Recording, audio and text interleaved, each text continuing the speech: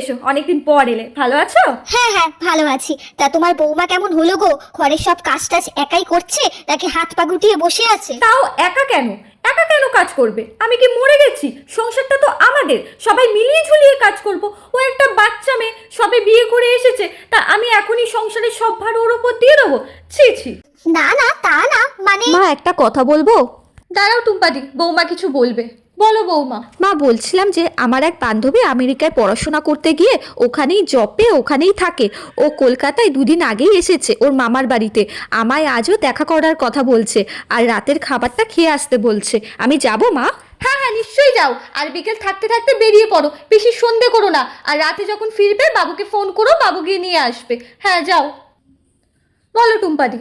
হ্যাঁ তারপর পাশের বাড়ির বউটা যা কাণ্ড করে বেড়াচ্ছে কি বল। মা এ কি, তুমি শাড়ি পরেছো কেন? একেই তোমার শাড়ি পরা অভ্যেস নেই, কখন পায়ে শাড়িটা জড়িয়ে পড়ে যাবে। যাও একটা টপ প্যান্ট পরো, তারপর বান্ধবীর সাথে দেখা করতে যাও। কি হলো, দাঁড়িয়ে আছো কেন? আমি তো তোমাকে বলছি, যেটা বলছি সেটা শোনো, যাও। হ্যাঁ বলো। ওর বাবা তো আবার পাশের বাড়ি। মা দেখো। এই তো, একটা টপ প্যান্ট গায়ে ওড়না দিয়েছো, কত সুন্দর লাগছে। যাও এবার এসো সাবধানে। একটা কথা বলি দিদি, বৌমাকে এত মাথায় তুলো না। বৌমাটা আমার, আমি ওকে মাথায় রাখবো না বুকে রাখবো তার উপদেশ আমি অন্য কারোর কাছ থেকে নেব না।